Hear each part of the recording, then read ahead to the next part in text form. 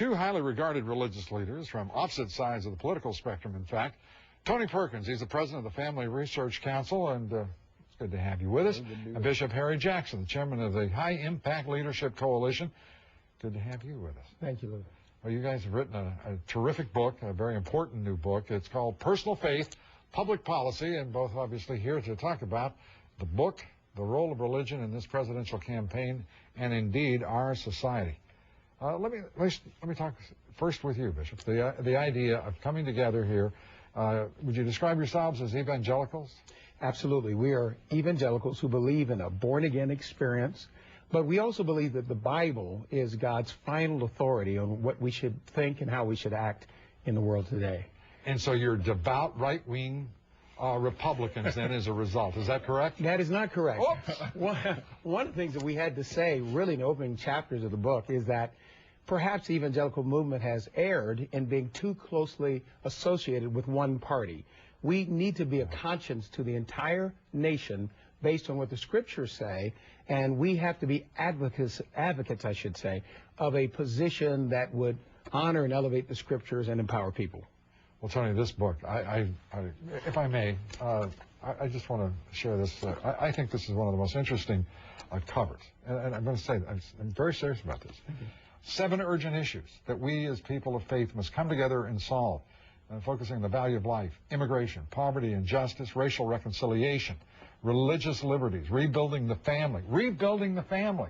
Mm-hmm. Oh, we know what that's about. You know, we got to be against gay marriage because that threatens heterosexual families. You know, all of the pressures against the family in this country. Well, we take it a step further, and this is not a prescription just for politicians. Right. This is to prod the people in the pews to be a part of solving some of the most pressing issues facing our nation. And it's personal responsibility. And we start with, for instance, let's take the issue of poverty. We take on that issue here because we believe it's a real issue in our society, and it should be addressed. But it begins as individuals in working, and I don't think and Bishop agrees that the socially conservative Christians have not done a good enough job in letting people know that we actually care about those issues and we're doing something about them. It's a positive book, and you mentioned being anti-gay marriage and that kind of thing. Well, I was being facetious. Okay. So many people in this country right now think of the right-wing evangelical as focusing the greatest threat to heterosexual marriage in this country is gay marriage. And as I've said many times on this broadcast, I can't figure out the physics of that one. And the reality is, there are, I mean, the family is so precious to our society. That's it. And I'm delighted that you're focusing on that. It takes it back to the personal responsibility, down to the very level of people's individual marriages and what fathers should be doing for their children. And Harry and I come from very different backgrounds. And so what Harry described in the beginning is that what we do is we use, as Christians, we believe the Scripture is actually unifying. It's not divisive, it's not dividing, but it unifies us and it brings us together where we put aside our personal preferences and we come to what we believe are some policy solutions, personal solutions for some of the most pressing issues in our nation. The presidential campaign, how's it playing out for you? God and politics here as we wrap up.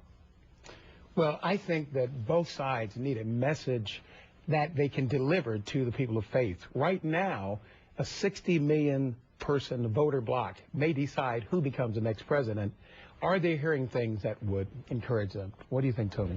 I think it's very important that the political establishment, the candidates, know that there are people of faith out there that are motivated not by party establishments and party affiliations, but rather by the commitment to the issues and values. And we're seeing that increasing socially conservative, Republican-leaning are moving away from their allegiance to the party, and unless the candidates reach out and assure them that they care about those issues, they're not going to have that support. You're not saying evangelicals are becoming independents, are you? They're moving closer to being those Lou Dobbs independents. Yeah! I think, I may not be the most religious fellow in the country, but I can to that say hallelujah.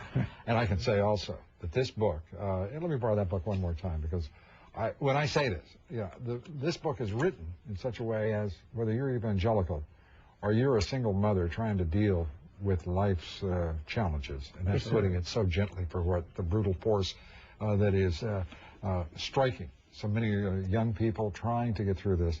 It's a very important book. I can't recommend it too highly. Personal Faith, Public Policy, Harry R. Jackson, Jr., Tony Perkins. two great Americans